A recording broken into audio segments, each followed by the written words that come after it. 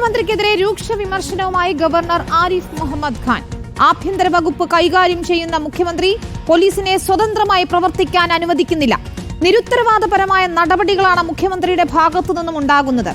SFI criminal സംഘമെന്നും Kerala സർവകലാശാലയിലെ പ്രതിഷേധം സർക്കാരിന്റെ പിന്തുണയോടെയായിരുന്നുവെന്നും ആരിഫ് മുഹമ്മദ് ഖാൻ ആരോപിച്ചു.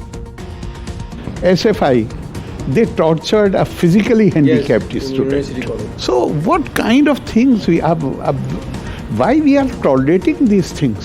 I remember when I was Minister of State in the Home Affairs in charge of Police Division, and based on that experience I can say that Kerala Police is one of the best police force in the country. Then why they are not allowed to work? It is the Chief Minister who is responsible for this. He wants puppet vice chancellors.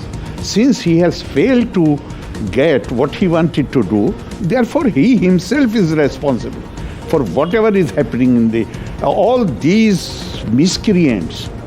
Police department is under him. Nobel മാരിക്കാരനുണ്ട് വിശദാംശങ്ങളുമായി ദില്ലിയിൽ നിന്ന്. Nobel, കഴിഞ്ഞ ദിവസം SFI ഗവർണർക്കെതിരെ വീണ്ടും പ്രതിഷേധവുമായി രംഗത്തെത്തുന്നത് നമ്മൾ കണ്ടതാണ്. ഇന്നിപ്പോൾ ഒരു ഇടവേളയ്ക്ക് ശേഷം ഗവർണർ വീണ്ടും സർക്കാരിനെതിരെ, മുഖ്യമന്ത്രിക്കെതിരെ, ആഭ്യന്തര വകുപ്പിനെതിരെ രൂക്ഷമായ ഭാഷയിൽ പ്രതികരിക്കുന്നതാണ് കാണുന്നത്. ഇടവേളയ്ക്ക് ശേഷം സർക്കാരും ഗവർണറും തമ്മിലുള്ള പോക്കിന് മുറുകാനുള്ള സാധ്യതയാണ് ഉള്ളത്. രൂക്ഷ വിമർശനങ്ങൾ ഇന്ന് സർക്കാരിനും മുഖ്യമന്ത്രിക്കും ആഭ്യന്തര വകുപ്പിനും ഒക്കെ എതിരെ, SFIക്കും ഒക്കെ എതിരെ ഗവർണറുടെ ഭാഗത്തുനിന്ന്, ഗവർണർ ആരിഫ് മുഹമ്മദ് ഖാന്റെ ഭാഗത്തുനിന്ന് ഉണ്ടായിരിക്കുന്നു. മുഖ്യമന്ത്രി പോലീസിനെ സ്വതന്ത്രമായി പ്രവർത്തിക്കാൻ അനുവദിക്കുന്നില്ല. മുഖ്യമന്ത്രിയുടെ ഭാഗത്തുനിന്ന് ഉണ്ടാകുന്നത് നിരുത്തരവാദപരമായ നടപടികളാണ്.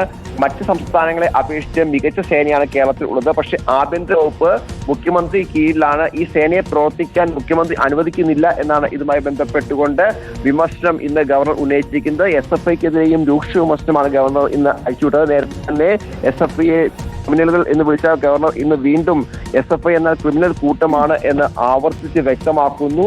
പല സംഭവങ്ങൾ ചൂണ്ടിക്കാണിച്ചുകൊണ്ടായിരുന്നു ഇന്നത്തെ വിമർശനങ്ങൾ SFIക്കെതിരെ. പ്രത്യേകിച്ച് കേരള സർവകലാശാലയിൽ ഉണ്ടായ പ്രതിഷേധം അടക്കം ചൂണ്ടിക്കാണിച്ചു.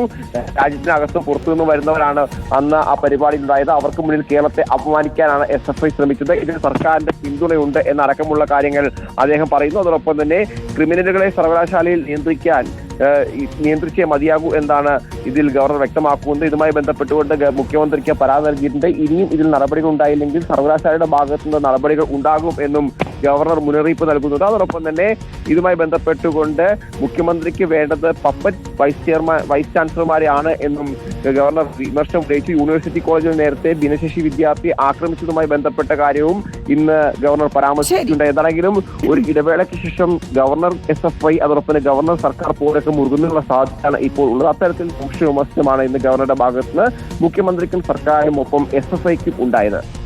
ശരി, നോബിളാണ് വിശദാംശങ്ങൾ നൽകിയത്.